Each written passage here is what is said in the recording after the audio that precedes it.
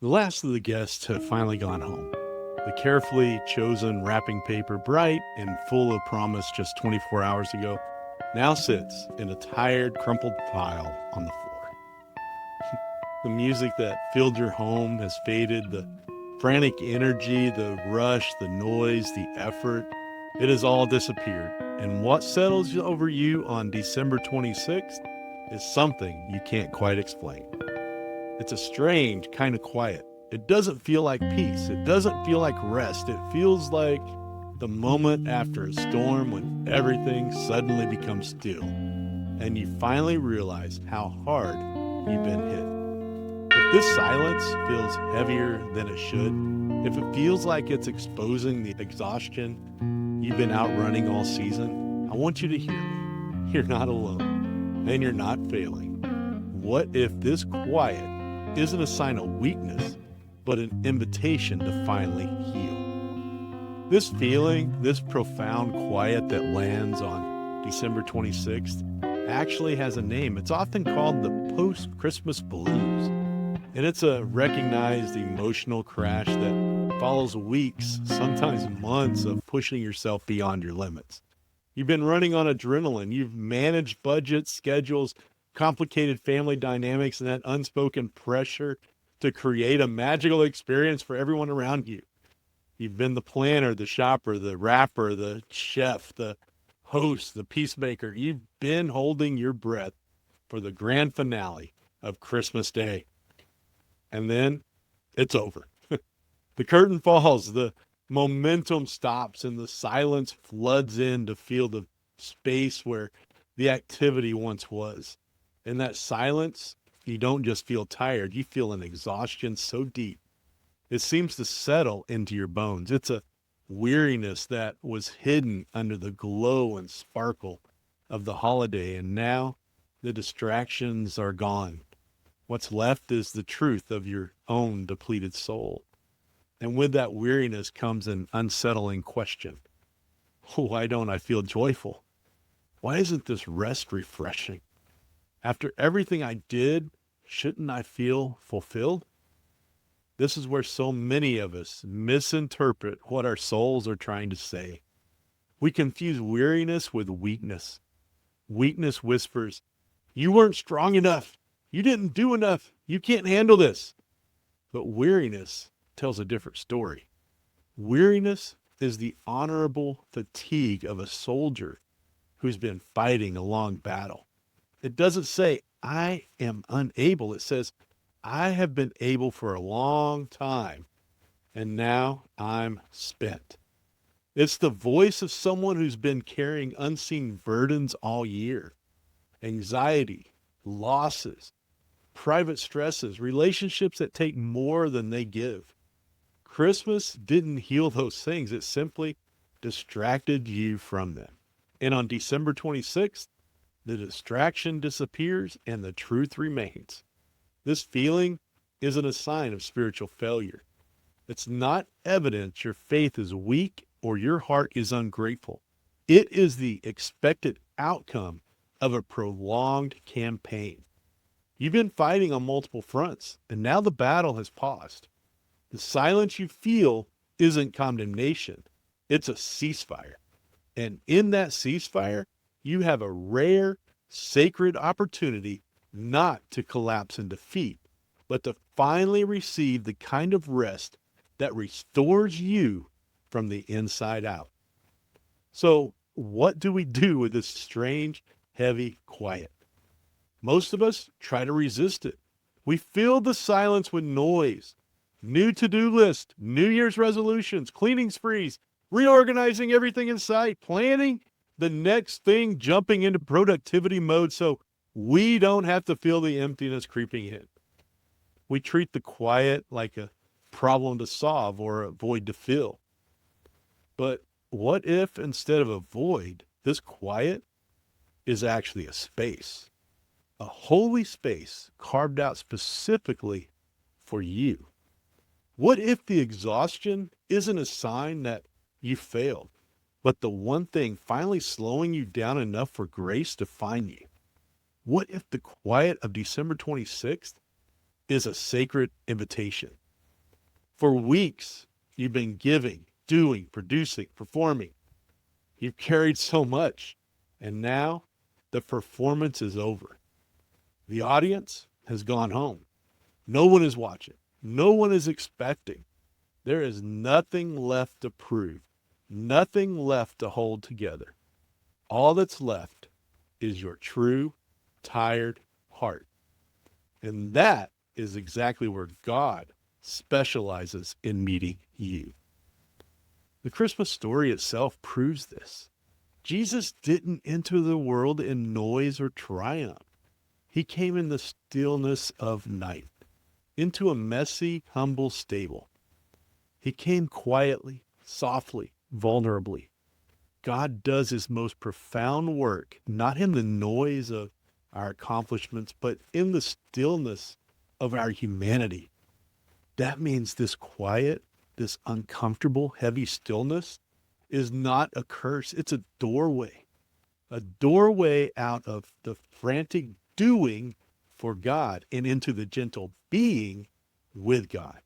It's the space where the facades fall, the performances cease, and the weary soul is finally seen and tended to.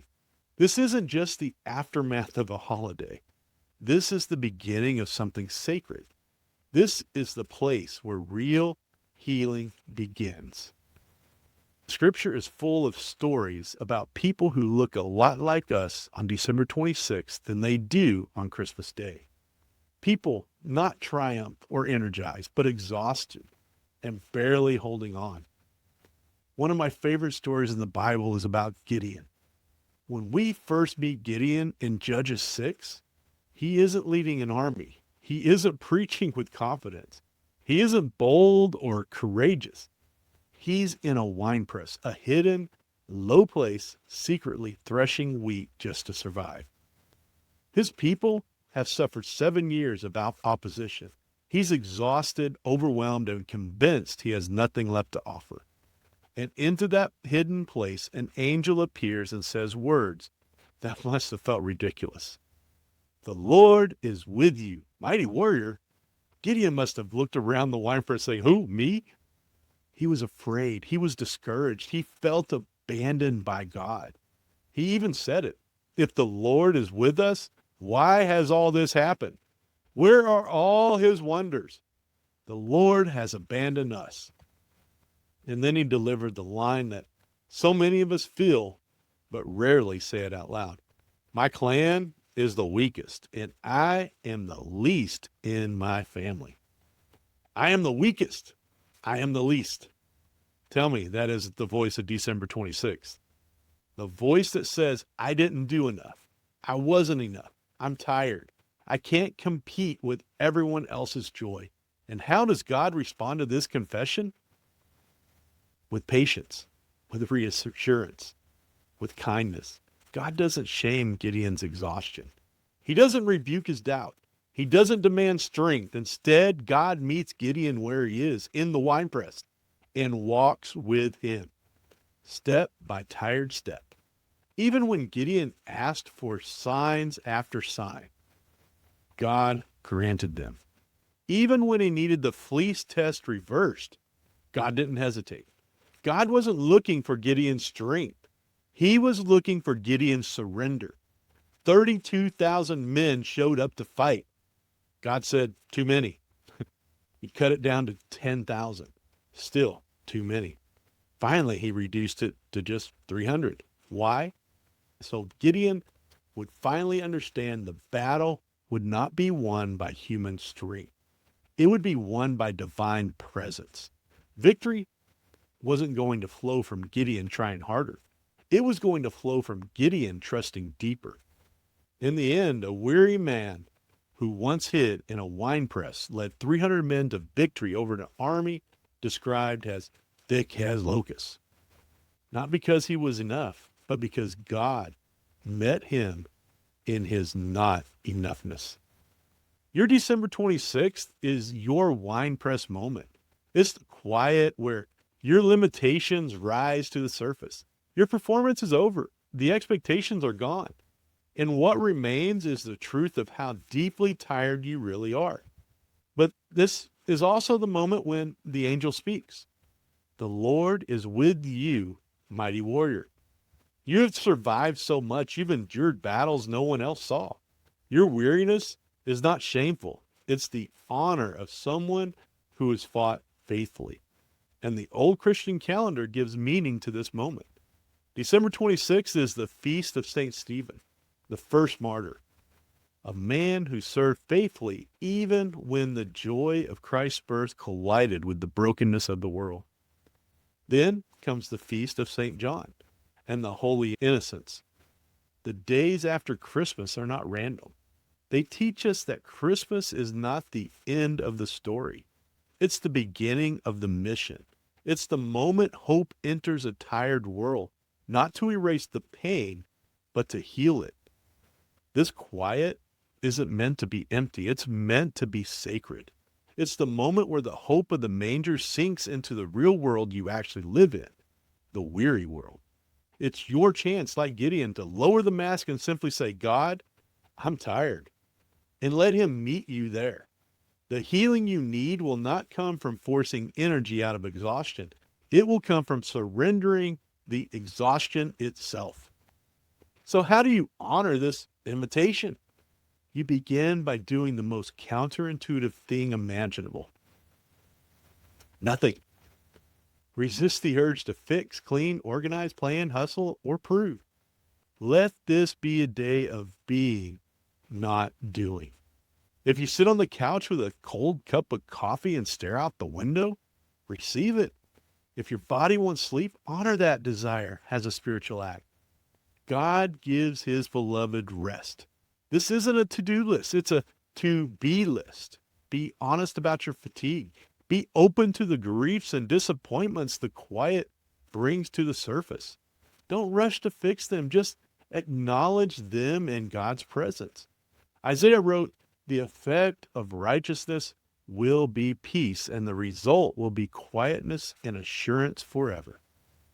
That is this moment. Not emptiness, quietness. Not failure, assurance.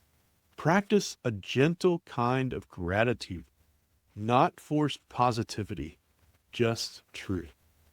Thank God for breath in your lungs, for the roof over your head, for this quiet space carved out for your recovery. And then pray something simple and honest, something like, Lord, I am tired. I have nothing left. Meet me here. That prayer moves heaven. The day after Christmas is a strange kind of quiet, but it's not empty. It's holy. It's healing. It's where God meets tired people and calls them mighty warrior.